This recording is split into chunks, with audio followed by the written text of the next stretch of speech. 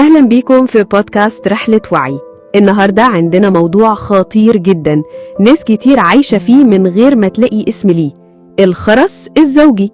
لما الكلام يختفي والصمت يسيطر، هل ده مرحلة طبيعية ولا خطر حقيقي ممكن يهدد العلاقة؟ ومعايا النهاردة الدكتور هايدي. أهلا بيك يا دكتورة. أهلا يا صوفيا.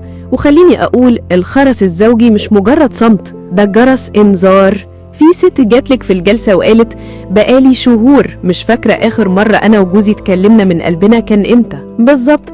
كانوا عايشين في بيت واحد، لكن كل واحد في جنب لوحده. المشكلة إن الخرس ما بيحصلش فجأة، ده بيبدأ من موقف فيه تغافل صغير، من كلمة ما اتقالتش، من وجع ما تناقشوش فيه، وفي الآخر يوصلوا للصمت كامل. طب يا دكتورة، إيه اللي يخلي الزوجين يوصلوا للمرحلة دي؟ أسبابه كتير: تراكم مشاكل صغيرة من غير حل، إحساس إن الطرف التاني مش فاهمني، ضغوط الحياة والشغل، وأوقات خوف من المواجهة عشان ما نجرحش بعض، بس النتيجة للأسف جرح أكبر بالصمت. طب هل الخرس الزوجي طبيعي في أي علاقة زوجية ولا لازم نقلق؟ في لحظات صمت طبيعية، لكن لما الصمت يبقى هو القاعدة والعلاقة تبقى حياة من غير صوت، هنا الخطر. لأن الخرس بيولد بعد عاطفي، والبعد يفتح أبواب لمشاكل تانية أكبر. ادينا مثال من جلسة حصل فيها تغيير. في زوجين كانوا 5 سنين متجوزين، لكن بيتكلموا في الأساسيات بس: الأكل فين؟ الفواتير اتدفعت. لما بدأنا العلاج عملت معاهم تمرين اسمه 10 دقايق اتصال يومي. 10 دقايق اتكلموا عن أي حاجة غير الشغل والأولاد. في البداية كانوا متحفظين، لكن بعد أسابيع بقوا يستنوا ال10 دقايق دي. العلاقة رجعت فيها حرارة ودفى من جديد. طب يا دكتورة، في تمرين عملي تاني يقدروا يعملوه الأزواج اللي سمعنا وحاسين بخرس عاطفي زوجي في حياتهم ما بينهم؟ تمرين كلمة في اليوم. كل يوم كل طرف يقول للتاني كلمة تقدير أو مودة، حتى لو بسيطة زي شكرا أو وحشتني. الكلمات دي بتكسر حاجز الصمت ببطء وتفتح باب للكلام. طب والأولاد، هل بيتأثروا من الخرس بين الأب والأم؟ طبعا.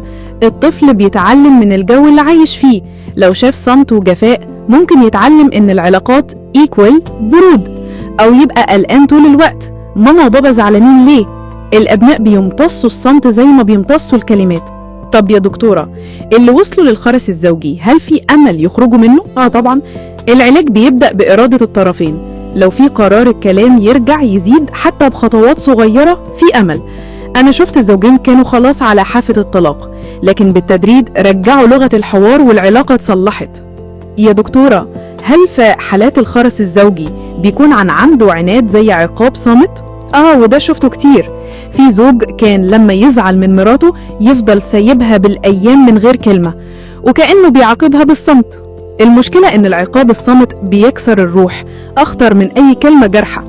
في الجلسة قلت لهم إن الصمت مش حل، ولو زعلانين لازم يكون في لغة للتعبير مش انسحب. طب لو في خرس، ده معناه إن الحب مات وانتهى؟ مش شرط. في زوجين حكوا إنهم بطلوا يتكلموا مش عشان ما بيحبوش، لكن عشان خايفين يتخانقوا. الصمت كان محاولة حماية العلاقة، لكنه في الحقيقة بيهدمها. لما بدأوا يعبروا عن مشاعرهم اكتشفوا إن الحب موجود، بس محتاج فرصة يطلع من تاني. طب يا دكتورة، إمتى نعرف إن الخرس وصل لمرحلة لازم فيها تدخل مختص نفسي أو أسري؟ لما الصمت يستمر شهور طويلة، ولما يحس الطرفين إنهم غرباء في بيت واحد. هنا لازم طلب مساعدة. مرة ست قالت لي: إحنا بقالنا سنة عايشين كأننا ضيوف في بيت واحد. دي كانت علامة خطر، ولما جم مع بعض في جلسات استشارات زوجية قدروا يفتحوا باب الكلام خطوة بخطوة. التدخل هنا إنقاذ للعلاقة. يعني الخرس الزوجي ممكن يبقى عقاب، وممكن يبقى محاولة فاشلة لحماية العلاقة، وممكن يوصل لمرحلة خطر تستدعي تدخل مختص. شكرا جدا يا دكتور هايدي على العمق اللي شاركتينا بيه. ولو انت بتسمعنا، جرب تبدأ بكلمة صغيرة النهاردة، يمكن تكون بداية كسر جدار الصمت. شارك البودكاست مع حد يهمه يسمعه، ونشوفكم في بودكاست جديد من رحلة وعي.